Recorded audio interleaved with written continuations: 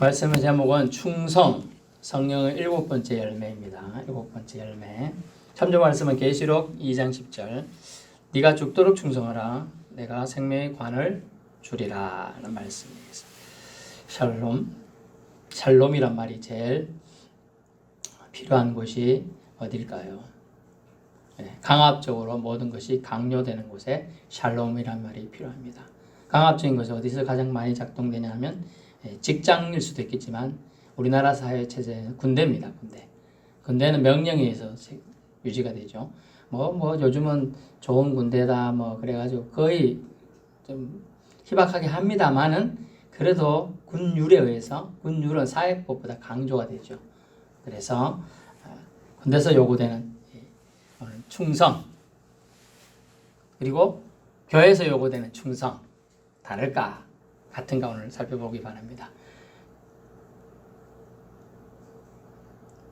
사실 이렇게 충성에 대한 얘기가 드리기 좀 부끄럽지만 저도 주님을 섬기는 사람으로서 주님 입장에서는 저는 종입니다.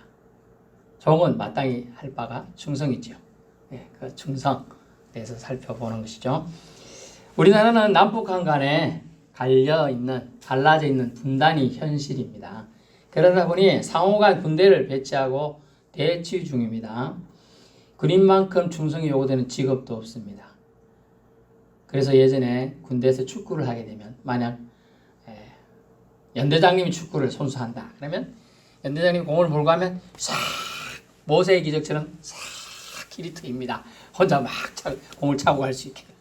그리고 골키퍼가 공이 오는데 맞는 척하면서 쓱 비킵니다. 골을 먹어줘야 돼요. 그러면 너 잘했다 휴가 가. 이제 이런 식이 옛날이었어요. 요즘도요. 요즘도 좀 그렇다고 합니다. 솔직히 말하면.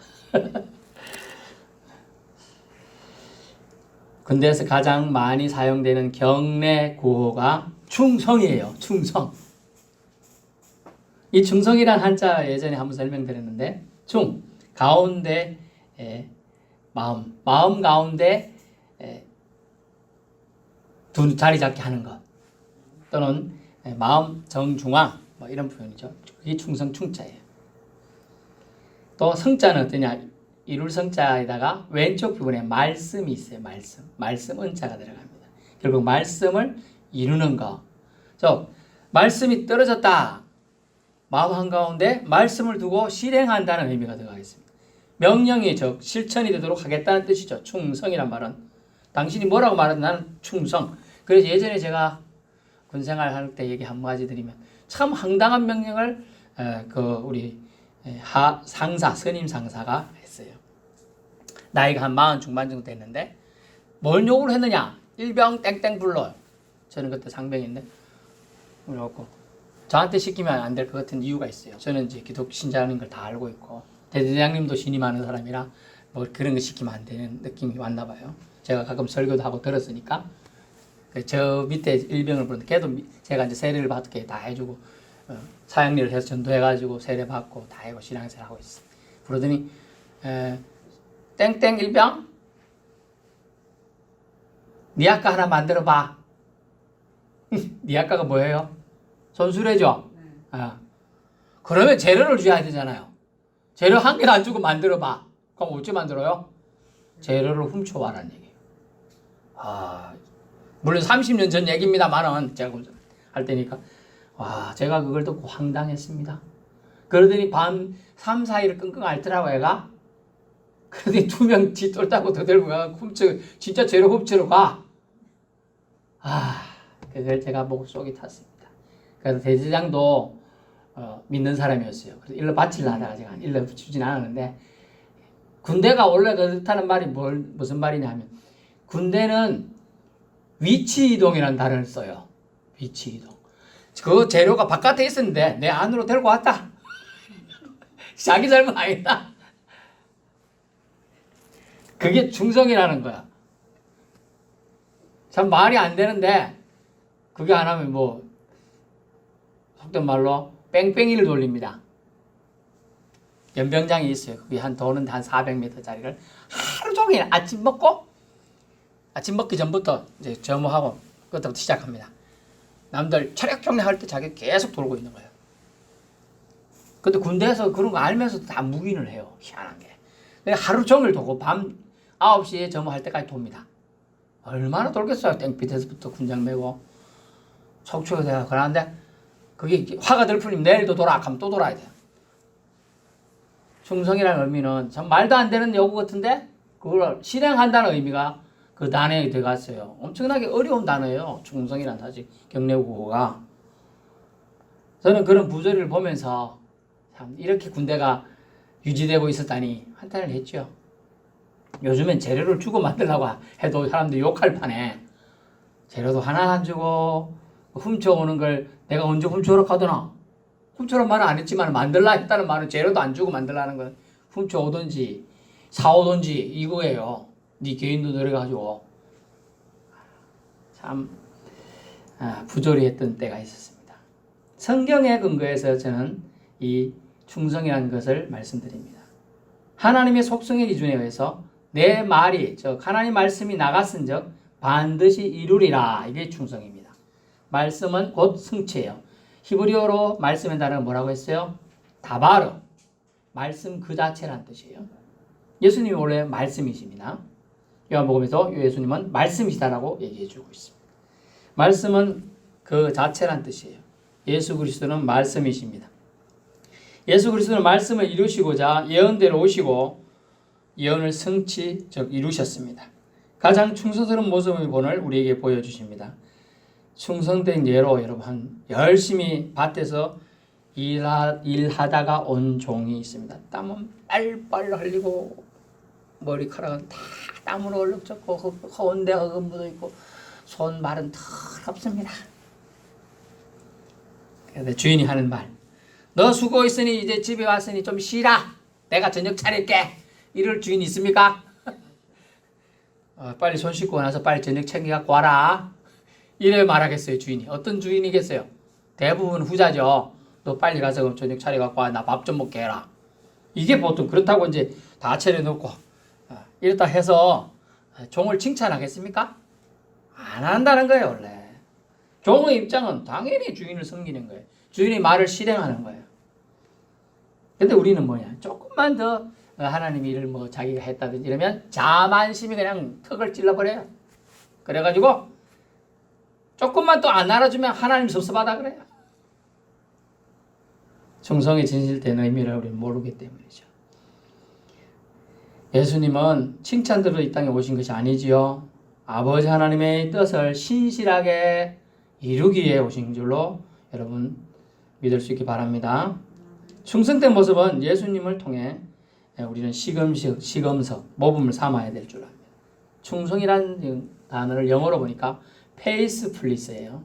예전에 보니까 믿음, 소망, 사랑 이 세 가지는 항상 있을 것인데 그 중에 이제 이런 사랑이라 되는데 믿음이 뭐냐? faith예요. 그리고 소망 뭐냐? hope예요. 사랑은요? love죠. faith. 믿음을 믿음직한 faithfulness 이때는 뭐냐? 믿음으로 충만한, 믿음으로 가득 찬 신실함, 듬직함 뭐 이렇게 번역할 수 있겠습니다. 결국 이 단어는 충성이라는 단어는 말이 떨어지면 주인이 말씀이 입에서 출발함과 동시에 그 말씀이 살아서 종의 중심부에 자리를 잡고 종의 마음에 자리를 잡고 그것을 이루기까지 쉬지 않는 성실함 그것으로 열매를 맺는 것. 그 성실함. 다시 말씀드리면 말이 주인의 위에서 나갔습니다. 그 말씀 나가자마자 주인은 그 말을 마음판에 새깁니다. 가득 둡니다. 간직합니다. 그리고 이것을 이루기 위해서 성실함으로 이루어 가는 거예요. 그것을 충성이라는 단어를 써서 해석하고 있어요. 여러분 어때요? 하나님 말씀이 여러분 마음판에 들어왔습니까? 그 말씀을 이루기 위해서 여러분은 성실함으로 나아가야 한다는 거죠. 충성스러운 사람 얼마나 주인 입장에서 믿음직합니까? 우리 한번 또 예를 들까요? 요셉이라는 사람이 있죠. 색동저고리를 입었던 적도 있었지만 어떤 때로 색동저고리를 입으시나 아버지가 뭐라고 했어요? 너희 형들이 목동 양이나 소 잘 치는 거 구경 잘하고 가봐라. 그러니까 그걸 벗어 자기 색동저고리도 입고 있겠지만 또 그거 살펴보러 갑니다. 근데 그거 가니까 형들이 없어요. 그럼 와가지고 그 관계 없던데 아버지? 나 이제 피곤해 하고 집에 쉬어야 되는데 그러지 않고 어떻게 했어요? 없던데요. 그러니까 지나가던 이제 대상들 저 장사꾼들 보고 이런 물이 진짜 생긴 사람들 가는 거 봤어요? 그러니까 거리로 가던데 하고 따라갔잖아요. 그게 아버지의 말을 신실하게 충성스럽게 수행하려고 따라간 거예요. 아빠한테 요셉은 아주 충성스러웠어요. 이제 팔려갔어요. 보디발의 집에 팔려갔어요. 근데 보디발은 하나님 그때 당시로 말하면 아주 총리격은 아니지만 아주 높은 지위에 있는 장수예요. 그 아내가 날마다 유혹하지만 도망치고 싶지만 나는 보디발의 노예니까 입장을 생각해 최선을 다해서 봉사를 하는 거예요. 자기가 할 수 있는 한도 내에서 최선을 다하는 걸 이게 종의 입장이에요. 또 심지어 감옥에 갔어요. 감옥 가는 것도 서럽고 지금 억울해서 죽겠는데 감옥에서 또 일을 시켜요. 간수장이. 그런데 그것도 충실하게 또 하는 일을 합니다. 그래서 성경은 뭐라고 하느냐. 하나님이 어떤 일을 맡길 때 작은 일에 충성한 종이 큰 일도 맡기리라는 거예요. 하나님 법칙은. 별거 아닌 것 같아요. 그렇지만 그 일을 충실하게 하려는 거예요. 여러분이 하나님 어떤 일을 맡겼습니까? 남편에게 밥 챙기려는 거 그것도 하나의 그거일 수도 있어요. 또 아픈 자녀들이 있으면 아픈 애 잘 챙기는 것도 그거일 수 있어요. 아니 옆집에 사는 누가 되게 외롭고 쓸쓸하고 힘들게 살아요. 그럼 챙겨주는 그것도 충성일 수 있는 거예요. 우리 입장은 하나님이 나에게 주신 사명이 뭔가 이걸 받아들인다면 이걸 알 수가 있다는 것입니다. 그러니까 충성은 믿음이 충만한 상태, 신실함으로 주인의 뜻을 이루려고 하는 성실함이 담겨 있다는 것이죠.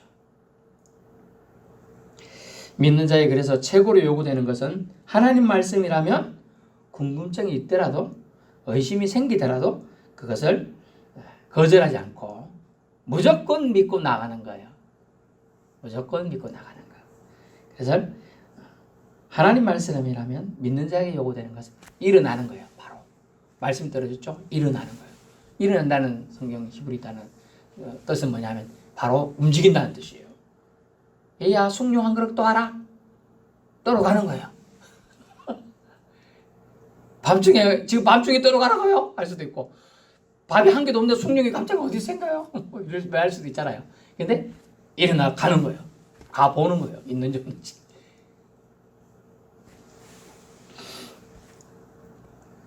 결국 믿는 자에게 최고로 요구되는 충성은요. 절대 복종, 절대 순종입니다. 이것은 최고의 하나됨과 신뢰에서 기이네요. 믿음직함에서 길이 할 수 있는 거예요. 서로 믿는 관계가 되지 않으면 이렇게 할 수 없어요.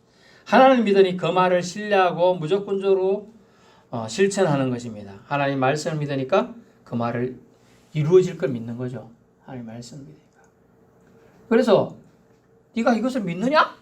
네. 하니까 그 사람이 병에서 남는 거예요.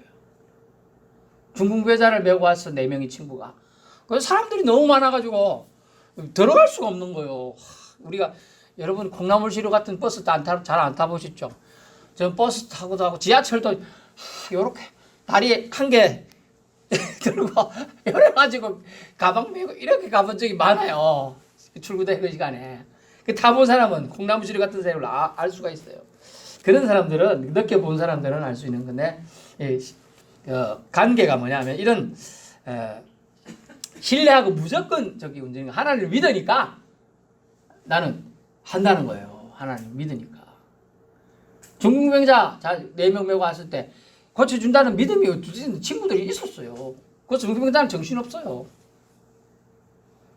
마비돼가지고 꼼짝도 못하는 판에 누워가지고 들고 갔는데 사람들 많으니까 콩나물숲보다 뚫고 들어갈 수가 없다는 뜻이에요. 그 말은. 그럴 땐 우리 뭐라고 해야 되죠? 연탄재 지나갑니다 그랬어야 되는데 그러면 길을 비켜주든지 그랬었겠는데 그것도 아니고 불났다고 하든지 해야 되는 그런 말 안 하고 거짓말 안 하는 한도 내에서 어떻게 했어요? 지붕에 올라가가지고 그 기들 잡고 땡겨 올려가지고 천장을 뜯어가지고 나무집인데 왜 뜯는지 모르지만 뜯어가지고 달아내리는 믿음. 그런 믿음이 그 병자를 낫게 하는 거예요. 믿으니까 그 행동을 하는 거죠. 믿으니까. 네가 병이 나을 줄 아느냐? 나을 줄 압니다. 그러면 가서 씻어라. 씻으러 가는 거예요. 여러분 성경에 뭐라고 말하면 겨자씨만한 작은 믿음이 있더라도 저 보이는 크다는 산 있지. 저 산에게 명령하면 저 산이 지 혼자 들려가지고 저쪽으로 옮긴다. 그런 겨자씨만한 믿음은 얼마나 강력합니까? 나중에 크다란 나무가 되어서 수많은 새들이 와서 깃들이는 집을 짓는 그런 처소가 된다는 거예요. 여러분 믿음은 지금 작아 보여도 보이지도 않을지도 몰라요. 하지만 겨자씨만한 믿음의 출발은 뭐든지 작잖아요. 그죠? 좀 위대하고 커지는 겁니다. 충성은 결국 믿음을 바탕으로 합니다. 베이스 플리서 믿음이 가득 찬 상태는요. 믿음을 가진 자의 당연한 상태입니다. 왜냐하면 믿음은 우리에게 주신 하나님의 은혜이기 때문입니다. 성령의 열매에 충성이 포함되어 있음도 당연하죠. 성령께서는 믿는 자에게 하나님과의 신실한 관계에 최고 필요한 것을 아시고 그것을 기쁘게 주시기를 원하셨어요. 그래서 그것을 주시는데 그것이 충성이라는 거예요. 믿는 자에게 가장 필요한 것은 충성. 믿음 관계, 신뢰 관계 형성되면 당연히 하게 되는 거예요. 어려움이 아니라 그랬죠. 변치 않는 믿음이 작동하는 겁니다. 충성은 사실 강요되어서 행해지는 것이 아니어야 합니다. 당신과 나, 하나님과 신자 사이, 주인과 종, 부모, 자식 간 관계에서도 필요한 것은 상호 존중을 바탕으로 하는 것이죠. 그것은 바로 신뢰 관계, 믿음 관계예요. 믿기 때문에 하는 거예요. 믿기 때문에. 성령은 우리는 돕는 영이십니다. 하나님과 우리의 관계가 더욱 돈독해지고 아름다운 관계를 위해서 서로를 믿는 충성, 신실함의 중요성을 잊게 하셨기에 성령의 열매를 성령 안에서 믿음 안에서 새 생활을 살아가고자 하는 자에게 주시는 것입니다. 그래서 충성은 의무라기보다는 신실한 관계의 확인입니다. 예, 충성은 확인이에요. 믿음 관계, 신뢰 관계가 돈독히 형성되면요. 충성은 의무 관계에서 주종 관계처럼 막 사실 반드시 해야 되고 뭐 이런 게 아니에요. 신실한 관계, 당신이 날 믿어주니까 난 하는 거예요. 내가 믿으니까 또 당신을 따라와서 당신의 말을 그대로 하는 거예요. 그래서 저는 여러분에게 이런 인사를 드려서 충성! 하고 인사를 하겠습니다. 하나님, 저는 하나님을 믿습니다. 제 구주가 되셔서 끝까지 저의 구세주가 되어주심을 믿고 감사합니다. 충성! 기도하겠습니다.